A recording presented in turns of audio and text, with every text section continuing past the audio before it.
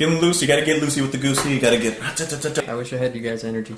Turning 30 next month. You're turning 30? Woo! Congratulations. One day closer to death. How you feel about that?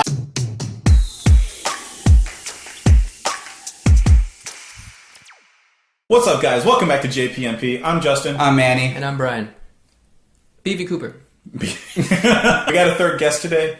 Three's Company. We're doing a little... This is a very special occasion. Brian's a good friend of ours. He's a very talented musician and filmmaker, all those kinds of things. But we have him down here on the show because we thought he could be of some benefit to... The channel. The channel. And what a perfect time to have Brian down here because we are going to be fulfilling a request as we listen to Led Zeppelin, Since I've Been Loving You, requested by Berber. So thank you, Berber. Thank you, Berber, because to be honest, this is my all-time favorite song of all favorite songs. I literally know Led Zeppelin. I'm sure I've heard their songs before in passing, but I couldn't name you. Disappointing. Really. I'm sorry. You know. Sorry. Do you know any Led Zeppelin? Yeah.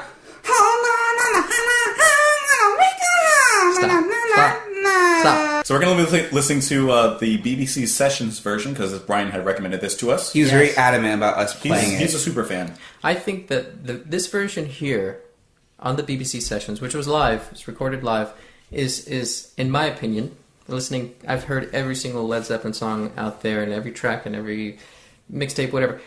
So this song, this recording specifically, I think is the greatest piece they've ever made. But anyway, let's get into it. This is good. I'm glad that he's hyped about it.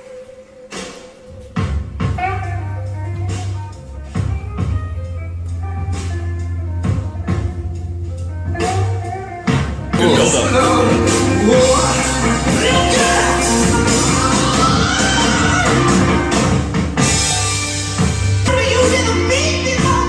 Love his voice. Yeah. Just there at the end of that. Listen to the passion, the emotion. Hold on, give me a pause. We let it go halfway. We haven't even said a thing. I don't even know what to say. So this is my first real exposure, honestly, to Led Zeppelin. So let me tell you what I think so far. Okay. Awesome choice, first of all. Very, very good choice. Good recommendation, Berber. Appreciate that. Thanks. One thing I really like about the song is the highs and lows. Mm-hmm. So the song doesn't go in a conventional way of the verse is kind of soft and then it builds up and it hits a climax and then comes back down. All throughout the first verse and the chorus even it's kind of building up into a crescendo in which you think it's going to carry on and then it drops right back down. Mm-hmm. Then it comes back up and it comes back down. But I like the way that's done. It's very controlled. Yes. Yeah. And emotional. Yeah, I enjoy the thing that's standing out to me the most is the drumming because I don't want to call it simple, but he's not filling so much. Right. It's like jazz drumming. Yeah. In there. But with a rock influence, obviously, in it, yeah. Yeah, John Bonham is just one of my favorite drummers, and it sucks that he died. But this song in particular, it's a very... I love playing... Me as a drummer myself, I love playing to this tempo because there's a lot you can do in your fills. Mm-hmm. And I think he makes the most of it in this song here. This style of blues is very simple and it's very... it's just very simple. But what he does... And I've tried playing along to this track myself, and it's hard for me to keep... The timing is almost slightly off in a sense. Right. His timing on this is so perfectly. Yeah. And the way that blends in with Jimmy Page on guitar, it's so perfect. The emotion driven just by those build-ups, those highs and lows. And it's hard to do. It's hard to do when you're playing live. Before we start, I want to rewind just maybe 30 seconds. Sure. This way, because this is a very emotional part in the song. Let's just hear it.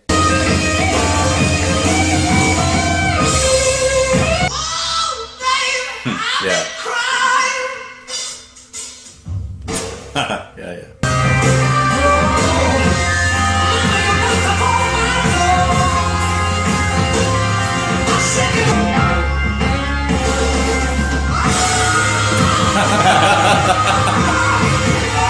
Round of applause. Okay. Yeah. Without a doubt, he has a talented, awesome voice. But one thing I really liked about it, and like I said, I don't know much about them, but from the age that I can kind of gather that they're in, they took blues and then rock from that time and really merged it together in the vocals. Because you could hear the blues in it. Yeah, sprinkled in that gospel soul. Yeah, but then he would go, that was pretty good. Thank you. Yeah. But with rougher voice, and kind of like the rock Yeah. vocals from that time and that era that they used to do, like more like hair metal-ish kind of stuff. Yeah, Jimmy Page was very inspired by the blues, early blues, Muddy Waters, and stuff like that. And then Robert Plant and a lot of people around that time, and the Beatles, they're all inspired by Elvis Presley. And Elvis Presley, of course, got his stuff from like the old blues back in the day. When the music stops and the drum comes in, and he's just like, "Whoa, my Tuesday." That part was awesome when everything just dropped out and it was just him. Yeah, that was awesome. Here we are. We're talking about this song here about this man who works like night and day, and only to find out that his girl is cheating on him.